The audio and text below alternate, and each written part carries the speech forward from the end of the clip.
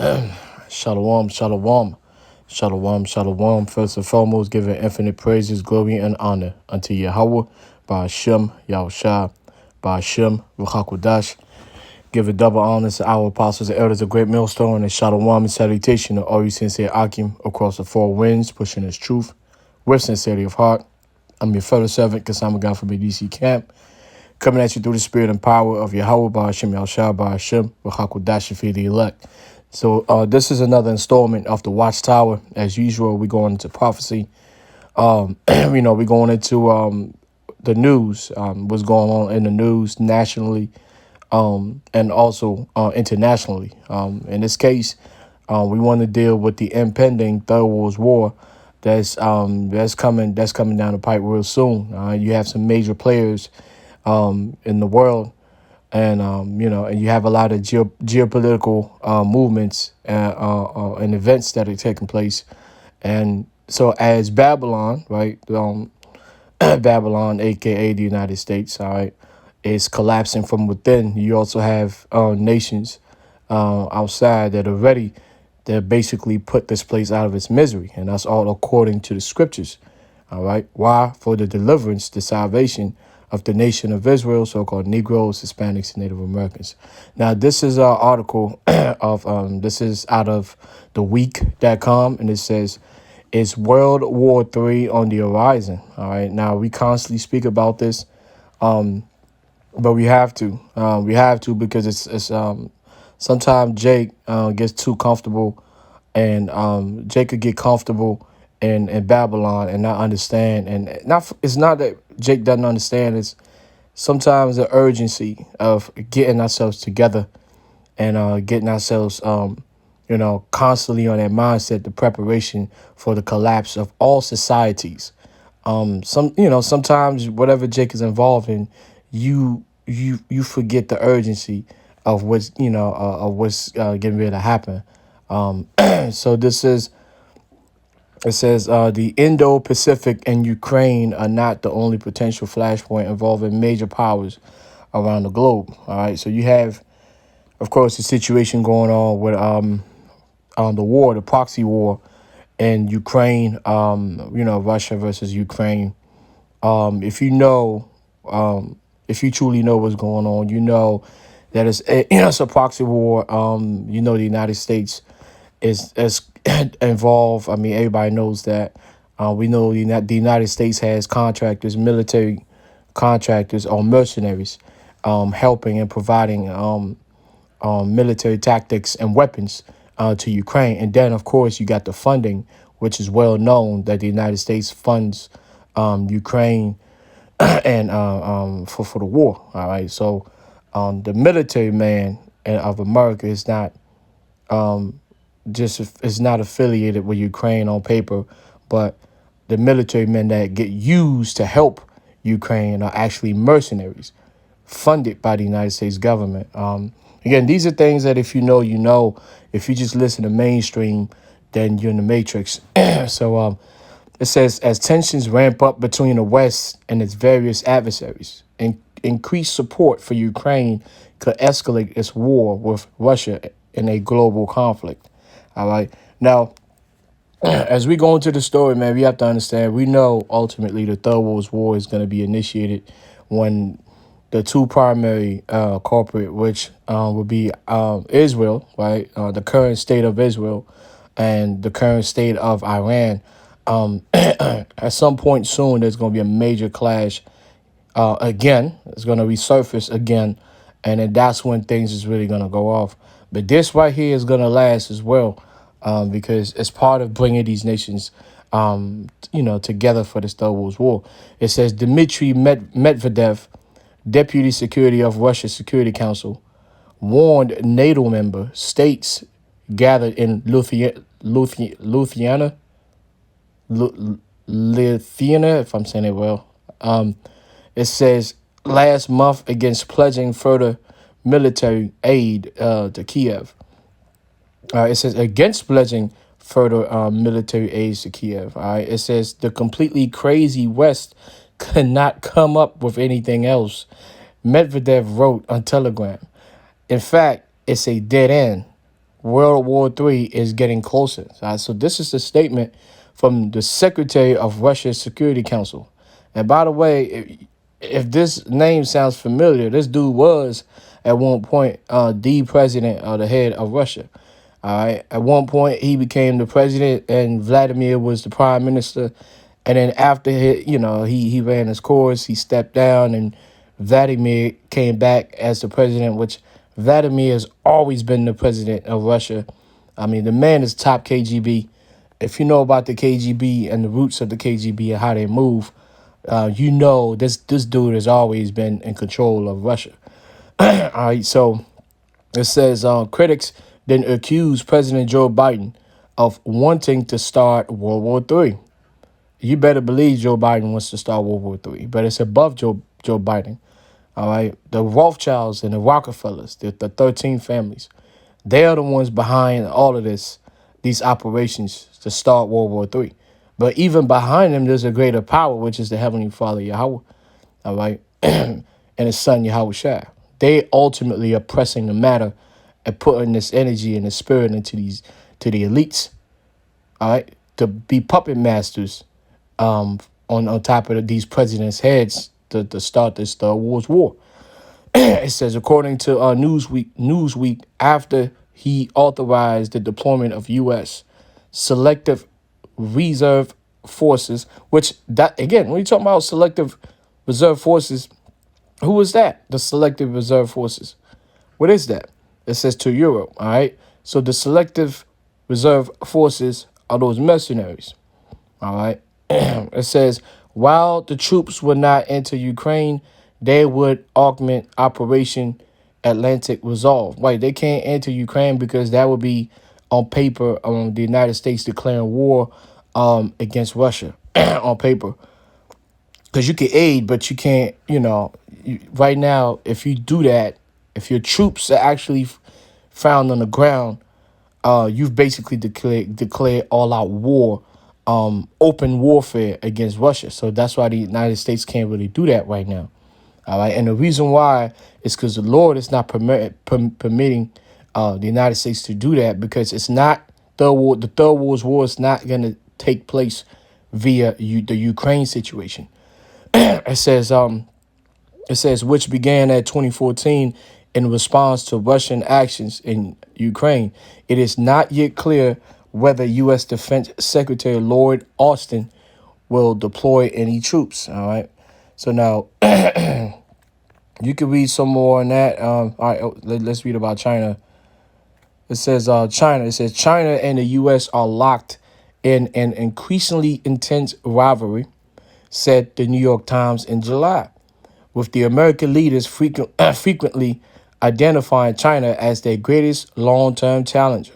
The rapid growth and modernization of the country's military has worried American onlookers, who now boast fewer military personnel and naval vessels.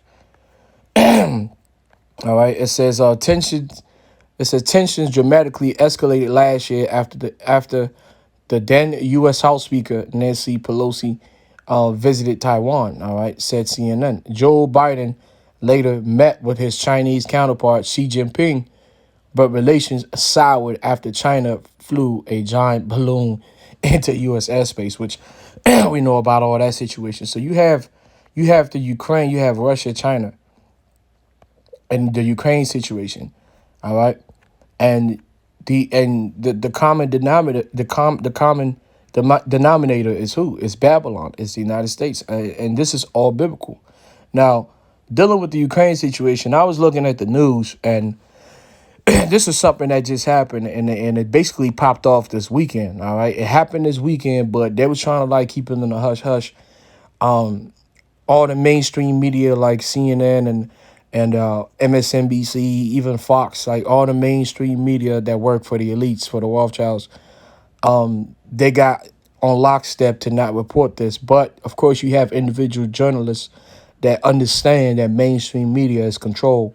It's a psychological operation. So they actually kept boosting it up and posting this up on Twitter, formerly Twitter, which is known as X now. So They couldn't but talk about this. So this is what happened.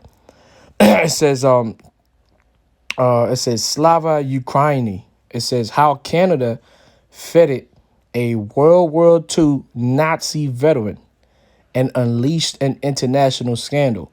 House Speaker Anthony Rota has apologized to the Jewish community for honoring an ex-member of an SS unit in the chamber. So as you know, Zelensky is a puppet of a puppet of the elites. He's a puppet of America. We know that. And it's cronyism, meaning he's one of many pseudo leaders that have been established in different nations by the Babylonian Empire. And they just control them. So now they're trying to piss off the Russians. They go out and find this old old World War II vet, and give him props for quote unquote fighting against the Russians in World War II.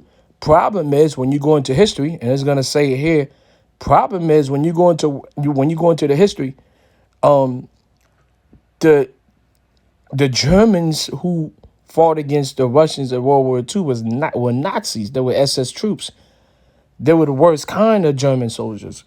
How do you know? Those are the same dudes that when America finally caught them, these dudes was on like wheelchairs, 90-year-old on wheelchairs, and they got given triple life, for being Nazi soldiers. But now Canada is they clapping and rewarding this cat. So it was something that they were trying to do to piss off Russia kind of backfired.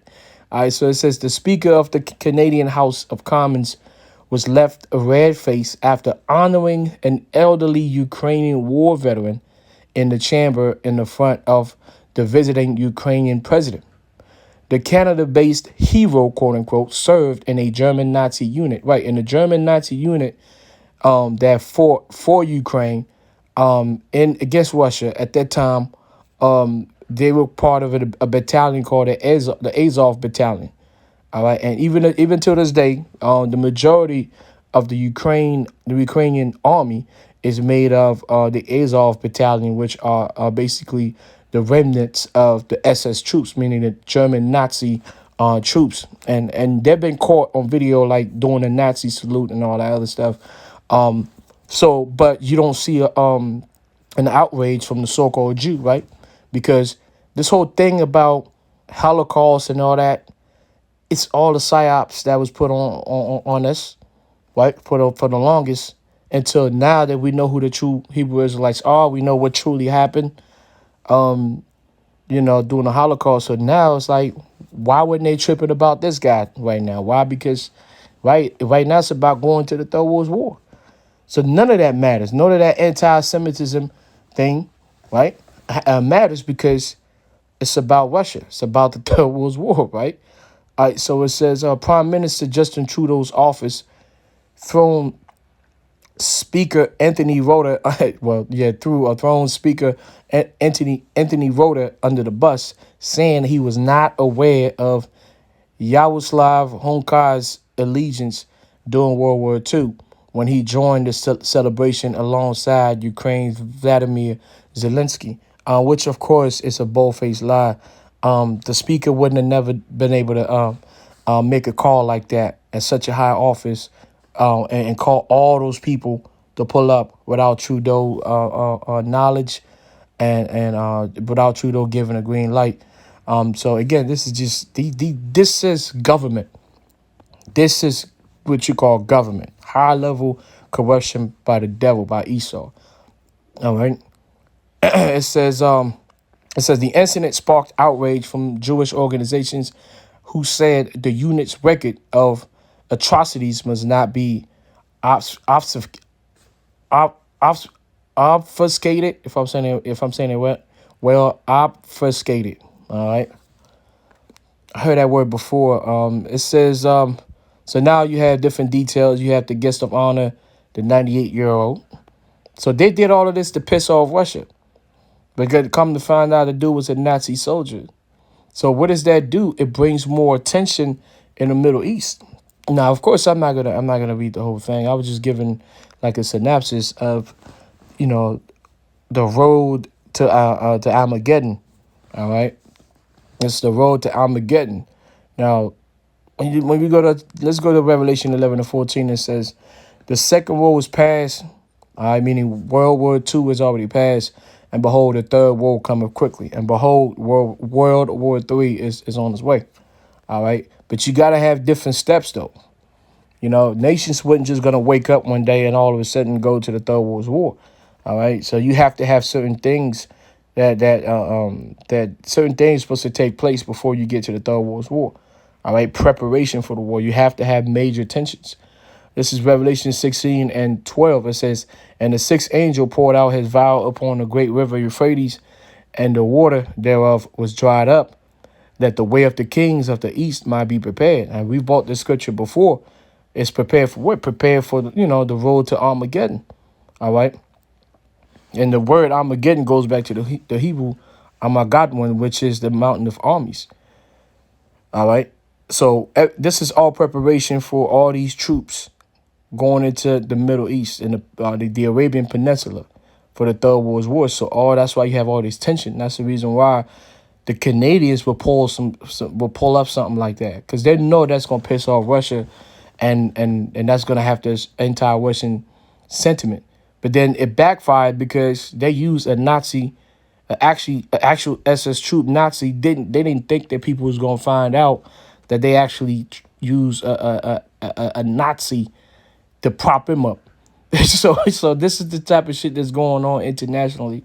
And like I said, I know it may be, you might be thinking, okay, well, okay, you might not see feel the weight, but this is how a world's war will actually start. That's how you get World War III. All right. So now let me go to let me conclude with this is the book of Joel, the 3rd chapter. I'm going to start at 9. It says, proclaim ye this among the Gentiles. Prepare war. Wake up the mighty men. Let all the men of war draw near. Let them come up. Beat your plowshares into swords and your pruning hooks into spears. Let the weak say, I am strong. Right? Assemble yourselves and come, all ye heathen, and gather yourselves together round about. All right, so the heathens are being gathered round about, and it goes back to Zephaniah 3, when Yahushua said, my determination is to gather the nations. All right. It says, assemble yourselves and come, all you heathen, and gather yourselves together round about, to the cause thy mighty ones to come down, O Lord. All right. Let the heathen be wakened and come up to the valley of Jehoshaphat. All right. Armageddon. For there will I sit to judge all the heathens round about. All right. Put ye in the sickle, for the harvest is ripe. Come, get you down, for the press is full. The fats overflow, for the wickedness is great. All right. So that's the reason why all these nations, they have the Lord is the one instigating these things, man. And that's something you have to understand. The Lord is the one instigating these things. And all we can do as prophets is continue to, do our research, continue to find the news, measure it with, the times according to the scriptures, and bring it to the hopeful elect to the best of our ability. So that when this thing pop off and they start pushing big, a massive propaganda on the minds of you so-called Negroes, Hispanics, and Native Americans, at least the elect have been warned, and they would know exactly that all that being fed on TV as war is breaking out, it's nothing but BS propaganda from Edom, Esau, the devil that the Bible speaks of. So with that, I'm going to say, Kal Halayam La Yahweh Ba'Hashem, Yahushua Ba'Hashem, Rachakodash, giving double honors to our apostles and elders of Great Millstone. Shalom and salutation to all you sincere Akim across the four winds, pushing his truth with sincerity of heart. Kasama God from the DC camp. Shalom.